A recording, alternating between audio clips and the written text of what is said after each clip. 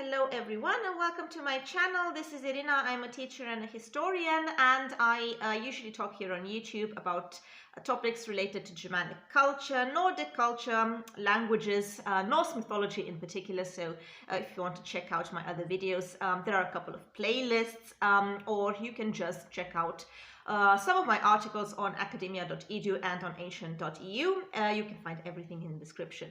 So today in class we had a very interesting question regarding the amount of people who used to live in the Middle Ages in European countries or territories belonging to modern European countries. And I thought about, why not talk a little bit about how many people used to live in Iceland? Because, you know, Iceland is not really the first thing that comes to mind when discussing demographics, especially, because we know it's an island, and it's also very difficult to live there, and it definitely meant for the people in the Middle Ages in particular a lot of hardships, especially regarding cultivating land. All right, so is there any way of knowing for sure how many people used to live there? So nowadays in Iceland we have an approximate amount of 300,000 people. How many used to live in Iceland in about 930 up to 1264 when the Norwegians took over the island? So this time span is also called in literature the Free State. So basically when Iceland managed somehow to organize itself in contrast to a lot of countries in Europe as a commonwealth, if you prefer this term. So we can look, for example, at the writings of the historian Ari the Learned, Ari in Fróði, writing in the 12th century. And in his book Icelandic book, so the book of the Icelanders, he mentions a census performed by a bishop Gissur at the end of the 11th century.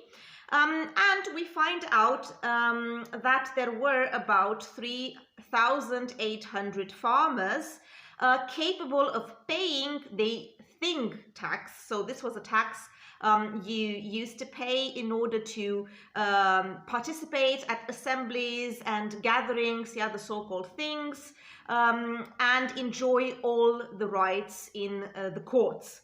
Well, if we think about the fact that 100 is based on the number 12, actually. So 100 would be the equivalent of 120. And we do the math, we get 4,560 such farmers as heads of households. So it's a large number if you think about it, and this proves a very important point, which is the fact that in Iceland, unlike the rest of Europe, there had been a process of social leveling with very, very little hierarchy. Of course, we have chieftains here as well, the Goðar, but of course it's much more leveled than anywhere else in Europe in the Middle Ages.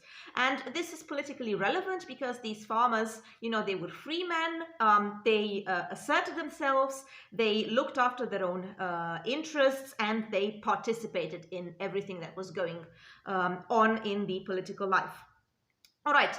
Now let's say that almost 10 to 12 people used to live on a household's lands at the time, and including the tenant farmers, this would give us a number of around 45,000 up to 90,000 people, although 90,000 people is a bit exaggerated. So if you compare the number with the 17th century, where we have more data, so in the 17th century it is estimated that about 55,000 people lived in Iceland. We can conclude that in the 13th century, because you know, the land was less eroded and they had more resources, so not all resources had been depleted because, you know, they just got there. Let's say that a realistic number for the time would be, you know, 60 up to 70,000. Yeah. So that's about it. As you can see, not negligible amount of people living there and trying to make construct a society. So there you go, just in case you were wondering how many people used to live in Iceland in the Middle Ages. All right, if you like these tiny bits of information, like and subscribe, support my channel, and yeah, I wish you all the best and have great holidays. See you soon.